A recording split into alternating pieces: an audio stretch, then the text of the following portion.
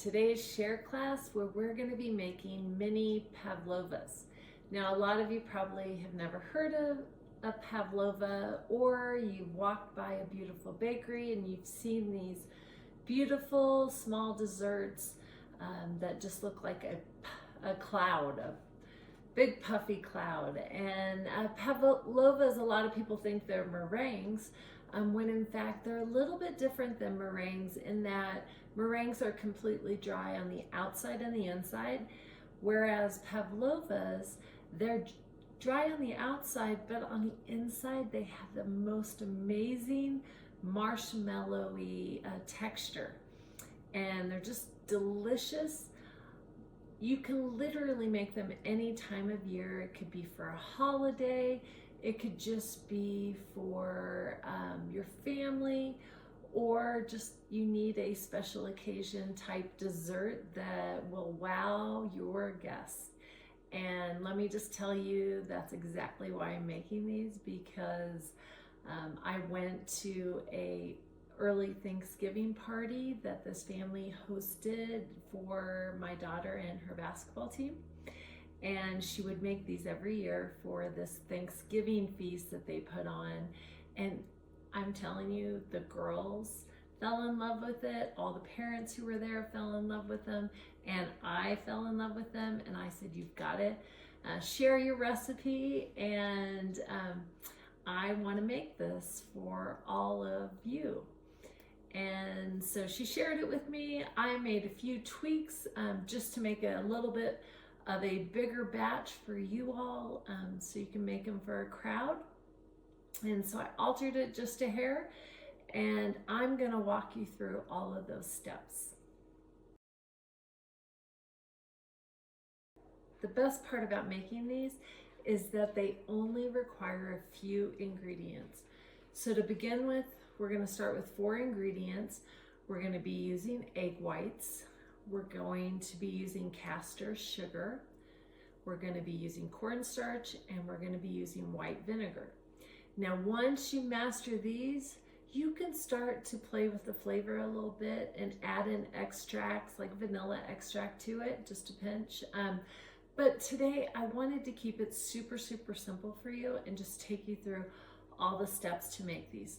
Ingredients, pretty easy, and I'll walk through each one and explain them. Today I am going to be using a digital scale. You guys know that I've used this before because I want to make sure that everything is precise. In a bakery, they weigh out everything, they make sure everything's to perfection, just because that way they ensure that it comes out perfect every time. So today I'm using a digital scale. The recipe that I give you, I'll certainly provide just regular measurements in case you don't have one, but they're very inexpensive. You can order them online, just a couple dollars online, and it's super helpful for getting accurate measurements. But don't worry if you don't have one. So we're gonna start off with our egg whites. And again, this takes just a little bit of time. We're starting with some eggs, and you want them at room temperature. And you want to grab 2 bowls, and we're just going to separate them out to ensure that we only get egg whites into the bowl. You don't want any of the yolk of your egg whites in here, and so be super diligent as you crack these to make sure that none of that yolk gets in there. So usually, I've shown you guys this technique before. I crack it on the side of the bowl, I turn it right side up and form a cup, and I just let the white of the egg drain out of there as I teeter it back and forth. There we go. And you just keep going until it's all out of there. And add that egg yolk there. I'm just going to toss this in the sink, and I'm going to keep going. Now, what you can do is do 1 egg white at a time, only because this way you make 100% sure that you don't have to start this process over again. So grab a third little bowl and just pour that into there. And you know that there is no egg yolk in there. So we're just gonna repeat this process. And I think we're gonna need about 7 eggs. I will give you the exact measurement that we're looking for. We are going to be aiming for 225 grams of egg whites. Typically that's 7 large eggs, but you guys know eggs can be different sizes and different volumes. So that's why I actually use a scale. So I know 100% that I'm getting this. I'm gonna keep going with these, separating the egg whites until we have all 7 done. There we go. There's number 3.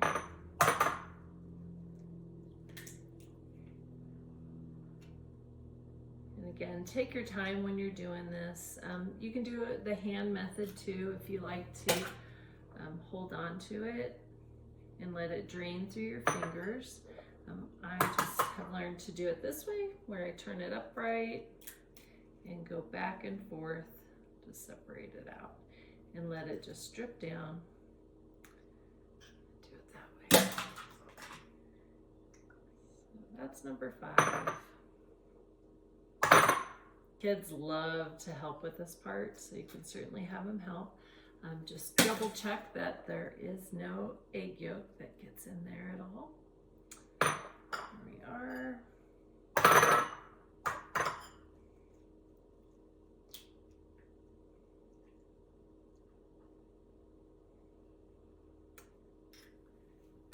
And our last one.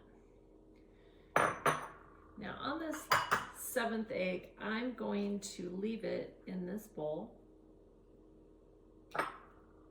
because just in case, that way when we go to measure it out, I can always add this into it as we need it. So I'm just gonna wash my hands really quick and then we'll get started again. And we'll get going with this. So go ahead and turn on your digital scale and then place an empty bowl on top of it, and we're gonna tare it. So that way it takes into account the weight of the bowl. And then go ahead and slowly add in those egg whites. And I'll just remind you guys, you wanna make sure those are at room temperature. And we're aiming for 225. And right now I'm at 218, so I'm going a little slow. Whoop. And you know what? I probably should have held off just a little bit. I just went over a little bit. So I'm gonna go grab a spoon and remove some of these. So I did not need this 7th egg. So see, you just never know the volume of the eggs you're gonna use. So this is a great example. So let me grab a spoon.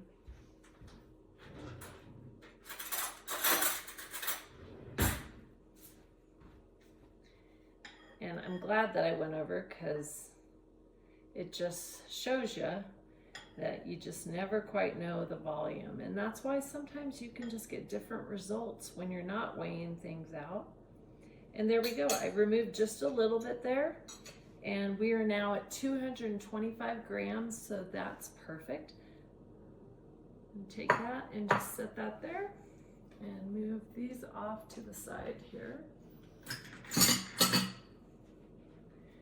Okay, so the next thing we want to measure out is our sugar. And this is castor sugar. Now I know a lot of you are wondering, what is castor sugar? All castor sugar is, it's finely pureed sugar. So let's just suppose you don't have any castor sugar. I never have castor sugar on hand.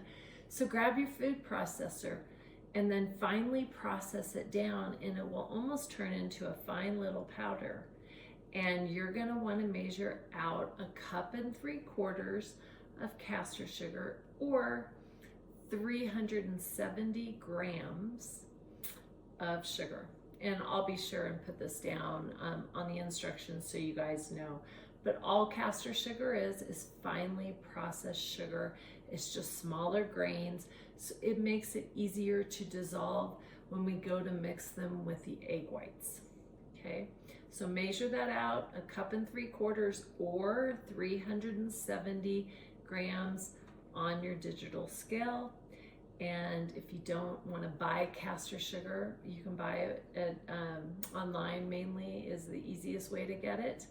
And if you don't want to buy it, then just grab your food processor, blender, and you can finally process your sugar down. So it's super, super fine.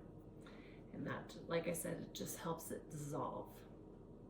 Our third ingredient that we're going to measure out, and that's kind of the beauty of this recipe, is you get everything set up right at the beginning, and then it just goes from there. Makes it so much easier. I store my cornstarch in a big container. I'm kind of running down to the very end here. I am going to weigh this out. We're looking for about 1.5 tablespoons of cornstarch. So I'm going to turn on my digital scale.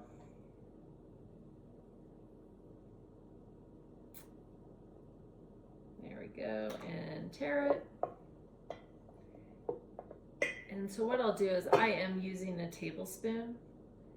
We'll see what it gives us. It gave us about 9 grams. And then I'm going to take about, look at, kind of eyeball it and do 1/2 tablespoon. And there we are at 12. Tap it. There we go, 14. And it's so light, it can take a little bit to get it. But you're looking between 15 and 17 grams of cornstarch. There we go. I'm at 16 grams, so I'm just gonna stop right there. So I have my cornstarch all taken care of.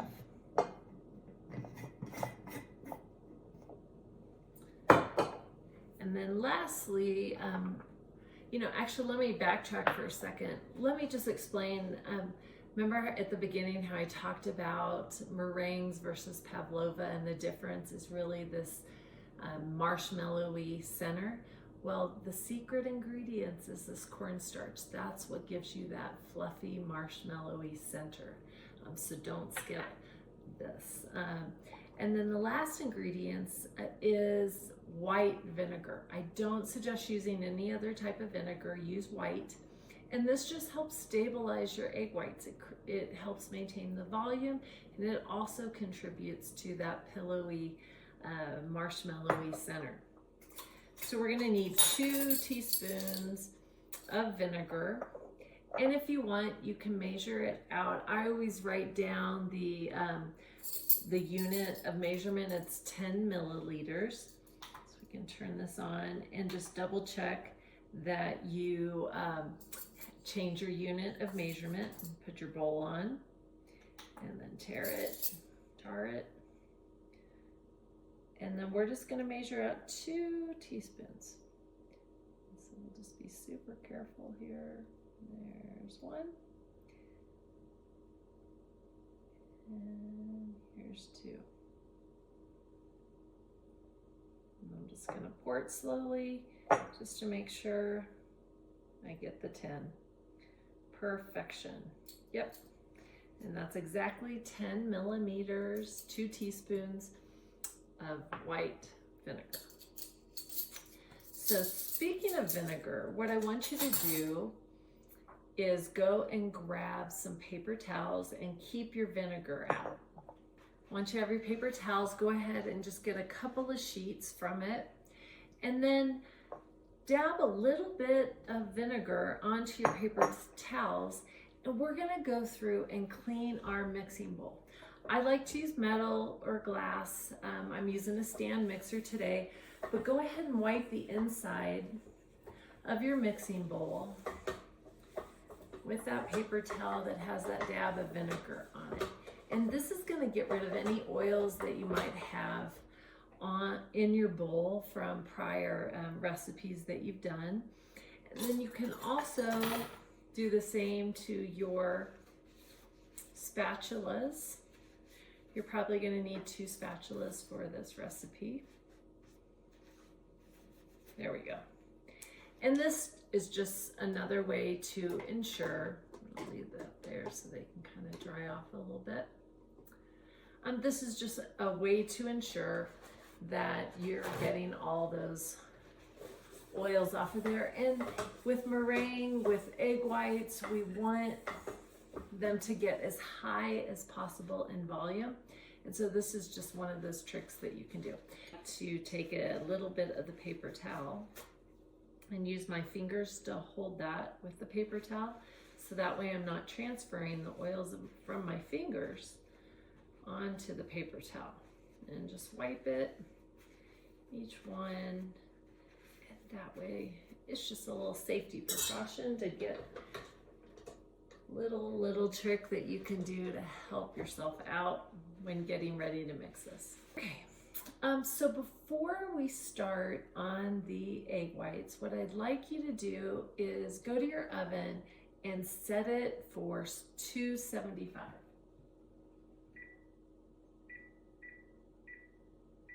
We want that low temperature because we're going to cook this long and slow.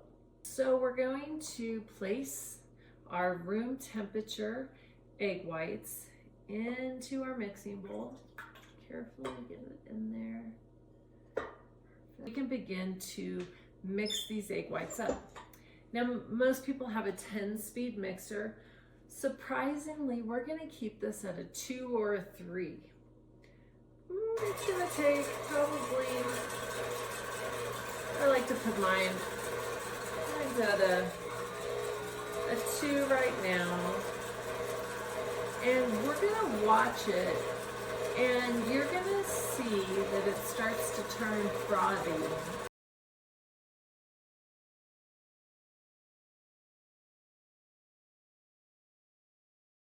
And that's kind of our cue to start adding in our sugar.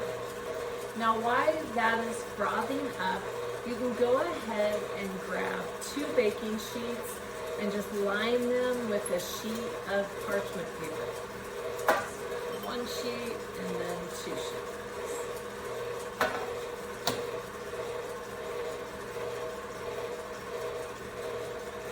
And the reason why we're doing this on such a low speed, we can certainly quicken it up, but this is going to help stabilize our meringue. And we're going to just try to do it low and slow so it's as stable as possible, and that way they don't fall flat or do anything crazy on us. So we're starting to get lots and lots of bubbles in here. I have a large spoon, and so I'm going to be putting in about a tablespoon at a time. I'm going to start this process. Now that I see all these bubbles, we're going to keep that speed right there on the 2 or 3, and we're just going to sprinkle in our caster sugar. And once you finish adding the spoonful, you can even start counting 1 1,000, 2 1,000, 3 1,000, 4 1,000, 5 1,000, 6 1,000, 7 1,000, 8 1,000, 9 1,000, 10 1,000. That's about how long you want before you add the next batch. Because we're just trying to make sure that that sugar gets completely dissolved.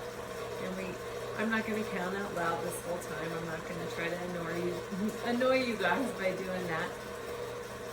But slowly add in that sugar. You can just sprinkle it. I try to make sure that I sprinkle it toward the center. That way we don't have sugar beads that get stuck on the side of your bowl. Try to keep it down in that center there. We have quite a ways to go. We're just going to continue. And what I'll probably do for you guys and your sake is I'll speed this up just a little bit on the video so you guys don't have to stand here for this long watching me do this process. But our goal is to empty this bowl out. And we're just doing it super slowly.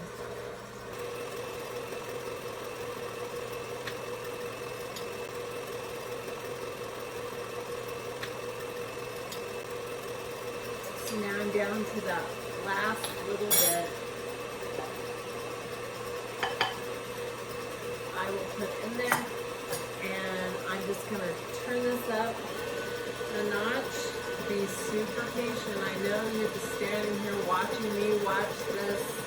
You're gonna watch this turn from a light yellow color to this pure white.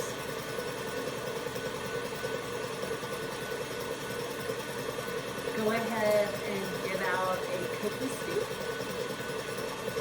And you can take that paper towel that you put the vinegar on and wipe that just to make sure that that is completely clean as well. And this is really starting to thicken up.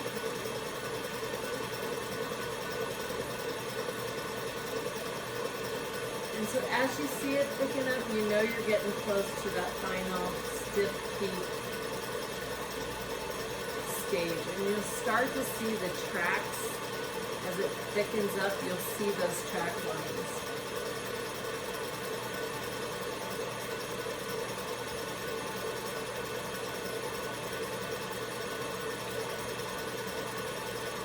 And when I'm looking at this, right now it is still fairly loose. So you guys can see it's still pretty runny. So we're not there yet, but I just wanted to show you.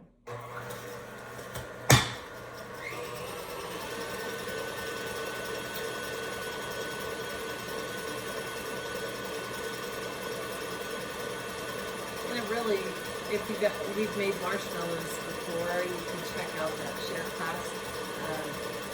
It's very similar to that patience process of making your own homemade marshmallows, which are delicious, by the way.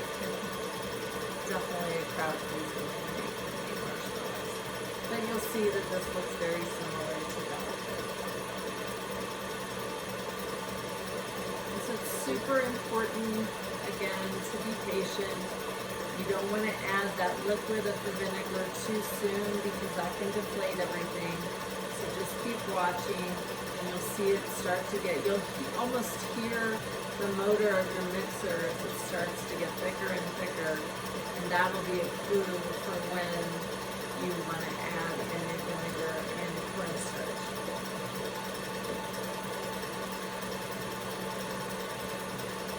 And we can certainly do this quicker by upping our speed. I did turn it to a medium high, which would be around a 5 or 6. And you can certainly go higher, but again, then you run the risk of the meringues falling flat. And the Pavlovas, I say meringues, with that meringue batter, have your Pavlova falling flat. And so I'll probably, again, speed along the video just a bit so you don't have to stand here watching. But you can see really just how easy it is to make this. It's really just standing and watching and knowing when to add those ingredients in.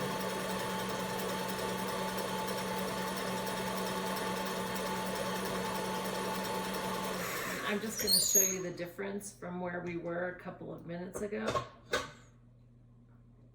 You see it's starting to stiffen up and not string along. I know we're not quite at a stiff peak yet, but we're certainly getting there. I'm going to go ahead and increase my speed to high.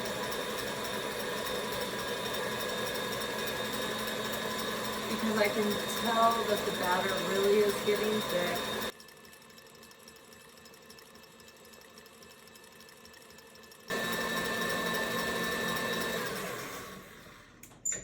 We're just going to check it again. There we go. Ooh, pretty close. All right, so I definitely know we're close. So I'm going to let it spin just maybe a minute more, and then I'll go ahead and add these. Like I said, if you watch kind of the side of your bowl, you'll really see it. It's no longer, it doesn't look runny anymore. You can tell it's getting that marshmallowy texture. We're gonna go ahead and add in, sprinkle in this cornstarch. And again, that's gonna help create that marshmallowy center that we want for this pavlova. And if you get any, try to scrape out any of the remnants from the bowl. Since we have exact measurements here, we want to make sure that we get all of that in there. There we go. Perfect. So add that in and continue to whip it. Woo! Just be careful when you start it back up, you'll get that puff of cornstarch.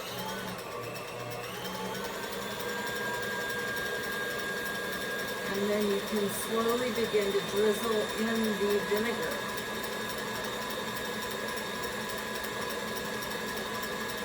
And just a small trickle at a time.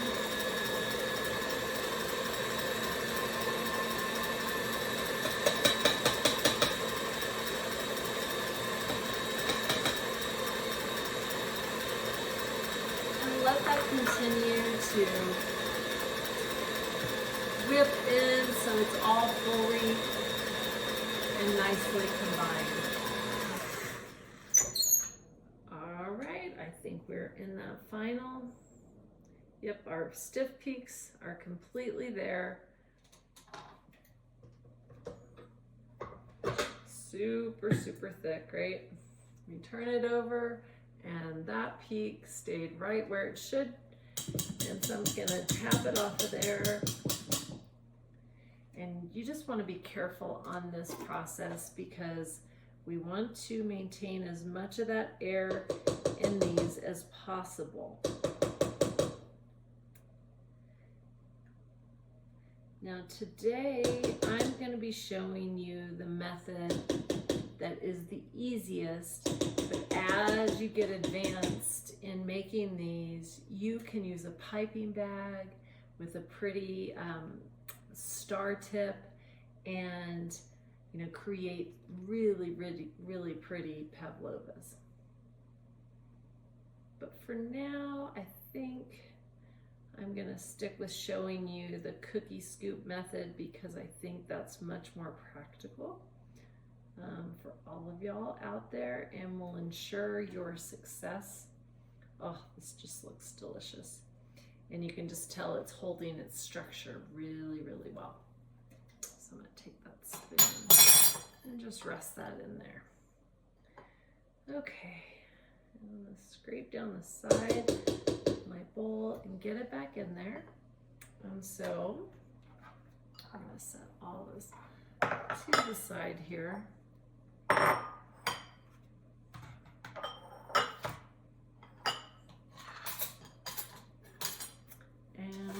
Go ahead and grab our baking sheets. I went ahead and told you to, just to be on the safe side.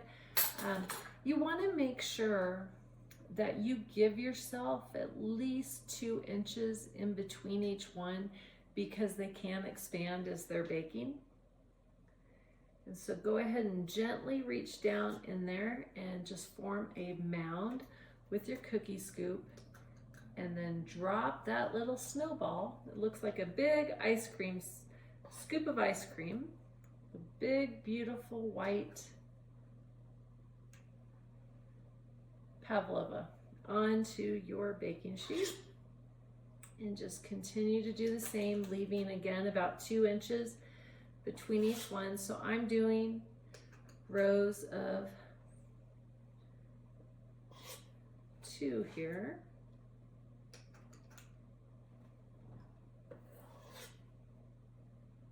And I'll end up getting about 8 on a cookie sheet. And I might actually even need a 3rd cookie sheet. Perfect. Oh, it's literally like a cloud. It's so fun. Okay, so we have our first baking sheet done and we'll move on to our second.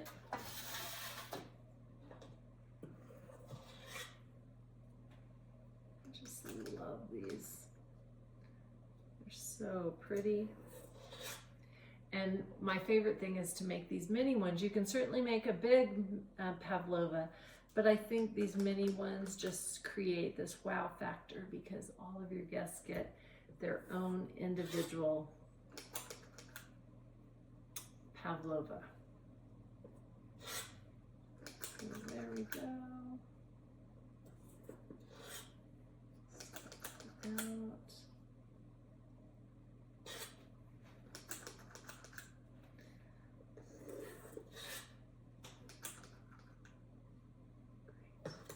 Now right now we have about 16 pavlovas, and I think that I can get a few more. So I'm gonna grab one more baking sheet.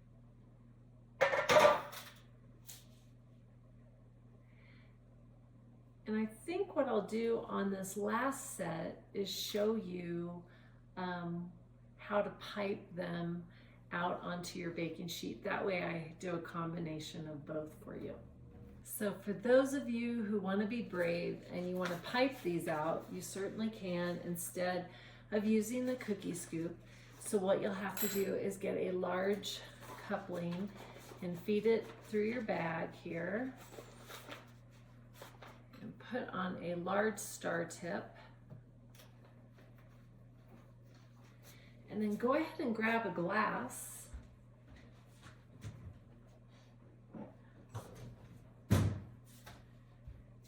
And what you'll do is you'll stand it upright like this and place your bag down inside the glass. And when you don't have an extra set of hands to help you with this part, this is a trick.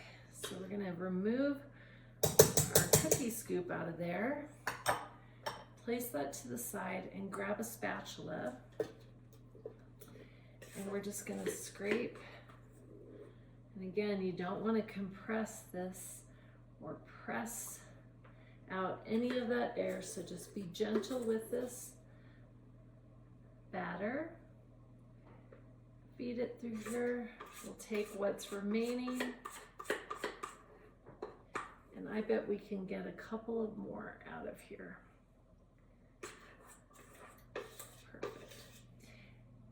And it's just the most beautiful white color. Okay, so we're gonna fold that up.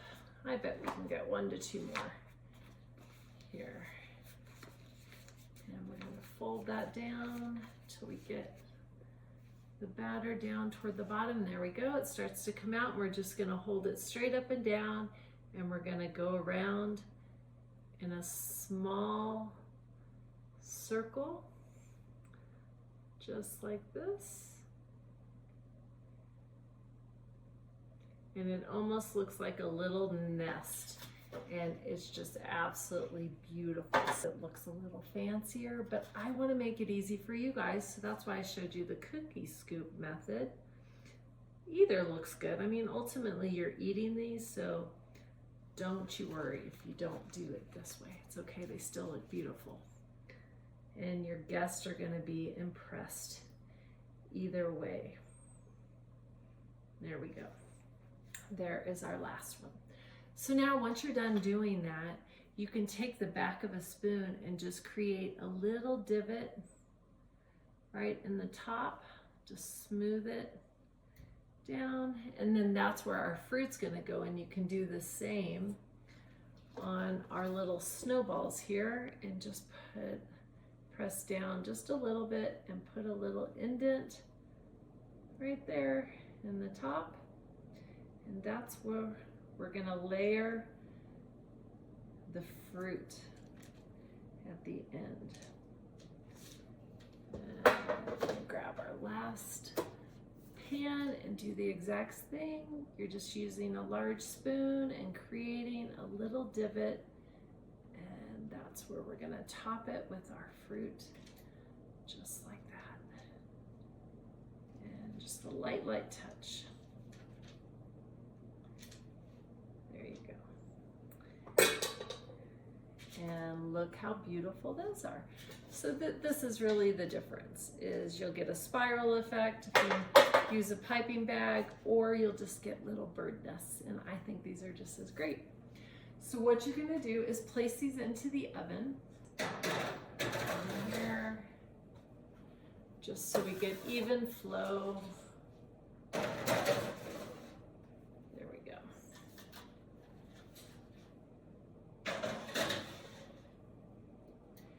And I'm gonna close this, and then I'm going to immediately turn down the temperature to 212.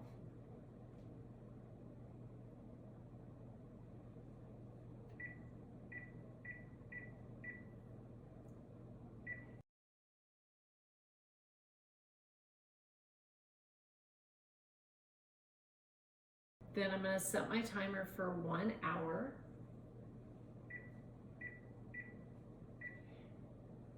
And I'll turn my light on so you guys can kind of peek in there and see that. It's kind of hard to see there. There you go. And we're not going to open it because that will let out all of our nice air. And so we're just going to let those sit for an hour, and then we'll come back, we'll turn it off, and we'll crack our door open and we'll let them cool inside the oven. And again, we're looking for this dry outer shell and this marshmallowy center on the inside. So I can't wait for that hour to go by. Again, these are, you saw that it wasn't really that hard. We just had to be patient, letting those whip up, and then get them onto the cookie sheet, put them in the oven, and just leave them alone. So we'll be back in an hour and to show you what they look like and put our dessert together. It's been an hour and I have my light on so I can take a peek. I remember we didn't open the door during this hour because we didn't want to let that air escape and have these Pavlovas decrease in size. So we didn't open that door, our timer just went off. And so now it's safe to go ahead and crack it open. You guys can take a look. You know, it's so fun because we are baking these Pavlovas at such a low temperature, 212, so they remain this gorgeous white color. And they come right off the parchment paper. If they stick, you still have a few more minutes to go. But right now we have this hard outer shell, crispy, and then on the inside, I can't wait to crack them open. They're gonna be pillowy soft. These are just absolutely gorgeous. I'm so excited. I have made these time and time again, and I just know you're gonna love them too. They just look like cute little pillows. And so what you wanna do is put them back in the oven and turn off your oven, and we're just gonna allow them to cool. And I'm gonna crack my door so there's some room for the air to now escape. Set your timer for about 30 minutes to let them cool down completely. And in the meantime, what you can do is take your mixing bowl and place it in the freezer, because then we'll whip up some yummy whipped cream and to add to the top of our Pavlovas. We'll start that here in just a bit and plate these and give them a taste test. So can't wait. We have just a few minutes left for our Pavlovas to cool in the oven this last half an hour after they're done baking. We just left them in there to cool. In the meantime, we put this bowl in the freezer, and we're gonna whip up some whipped cream here, putting it into the freezer along with the beater. Just helps it whip up a little bit faster. So we're gonna add this back in. So get your whisk attachment out. And we're gonna take some heavy whipping cream, and you're gonna wanna use about 1.5 cups for this amount. There we go. For this amount of Pavlovas. So it's gonna be a lot, but then you get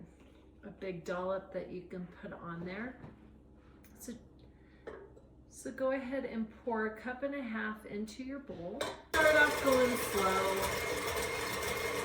just until it starts to thicken up. And I have mine on a 4 right now. And turn it up just a little bit. So we're whipping all that whipping cream up. In the meantime, grab your favorite fruit. I have blackberries, I have raspberries, I have blueberries and strawberries, but use your favorites. You can use mango, you can use passion fruit, you can use pineapple, you can use lemon curd poured over this. That's delicious. You can use the traditional kiwi, the kiwi from New Zealand and Australia. This is where the recipe originated from, and they stay claim to creating the pavlova. And then I went out and from my garden grabbed some mint, and we can use that as a garnish. And I also grabbed some powdered sugar to shake on. And we're just going to put in 1/2 cup of powdered sugar.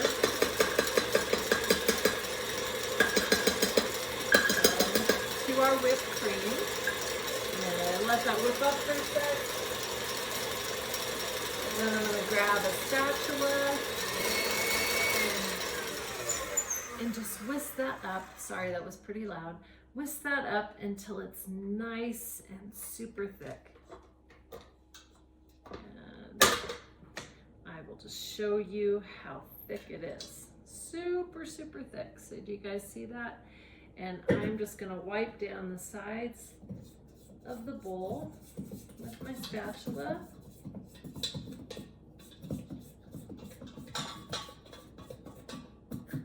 Oh, who doesn't love homemade whipped cream? It's so easy and so simple. So let me just shake this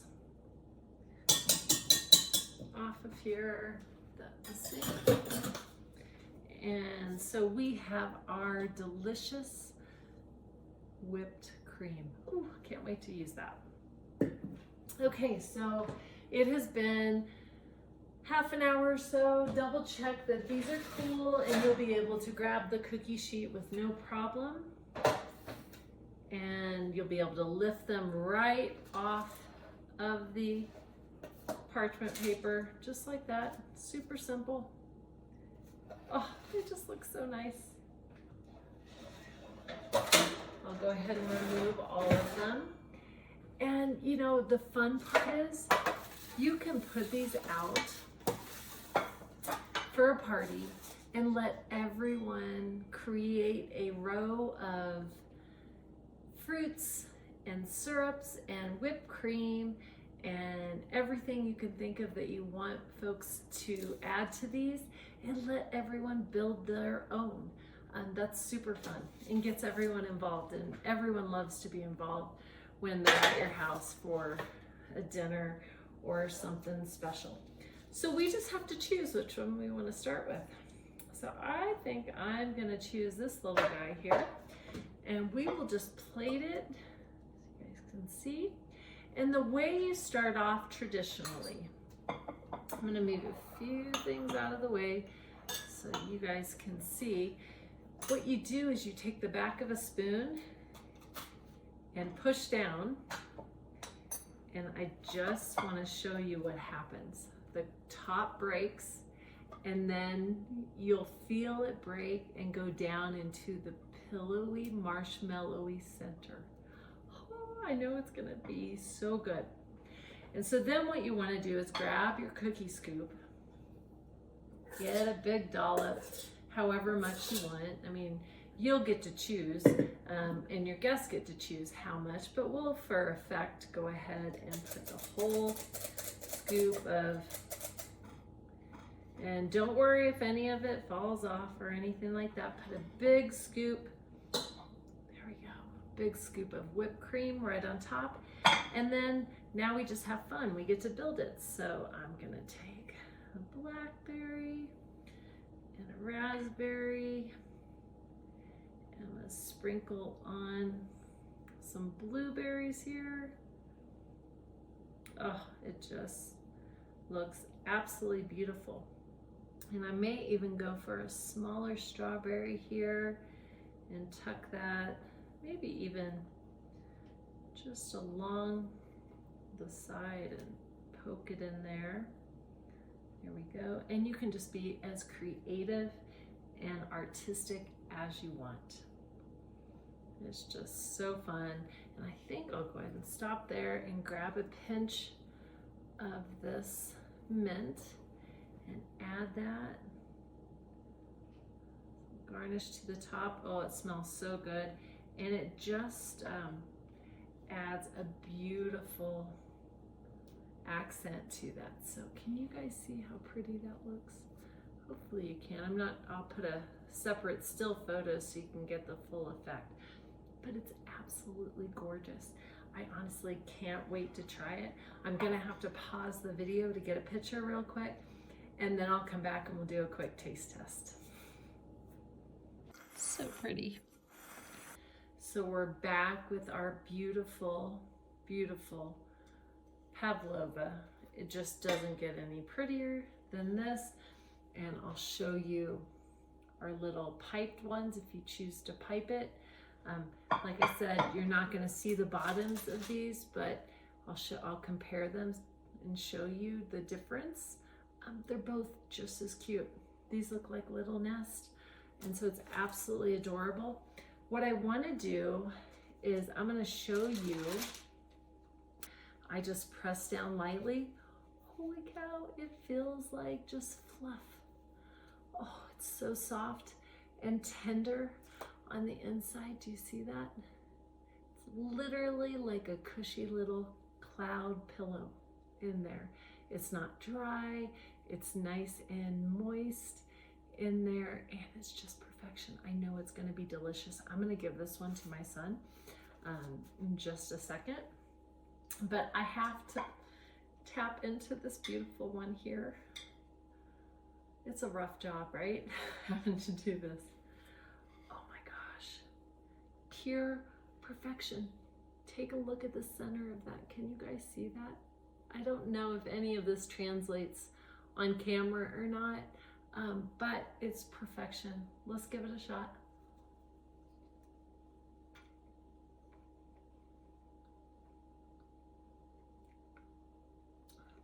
Oh my goodness. Okay, so let me try to describe this. You hear the crispy, hear that? You get the crispy outer shell, right? That's on the outside. And then we have the layer of whipped cream right there. And then right below it on the inside is this pillowy soft.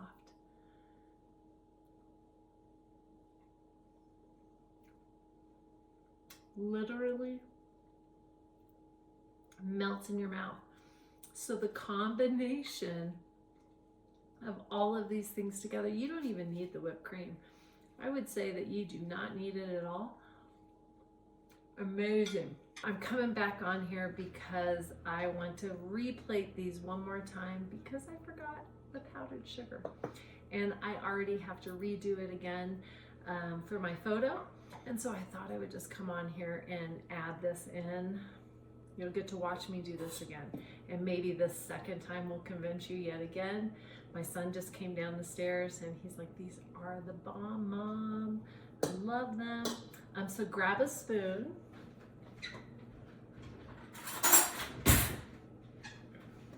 And everyone loves this part. Take the back of the spoon, press down until you hit that pillowy softness, and you'll get that little divot in there. And then we're just going to fill it with a dollop, big dollop of whipped cream. Add as much as you want there. And then we're gonna add all of our fruit in, just like we did before. Gorgeous, so pretty. And then I'm gonna take some mint, put that in there. Oh, I just love this. And then I'm gonna take my little powdered sugar sprinkler and just sprinkle on our powdered sugar, and look at that. If the second one doesn't convince you to do this, I don't know what will, but these are just so gorgeous, you guys, and I just know that your guests are gonna love them. Have fun making them. Please give this a try. You will have so much fun making these, and I know they're gonna be a hit with anyone that you serve them to. Like I said, get creative with your toppings as well. But thanks again, you guys, so much for joining me today. Any questions, again, please feel free to reach out to us at Sharing Life, Love, and Food. And please just continue to remember that mantra, go share your life, love, and food with other people, so we have this ripple effect in the world where we just love on one another, celebrate this one beautiful life that we have. Thanks again, everyone. We'll see you next time.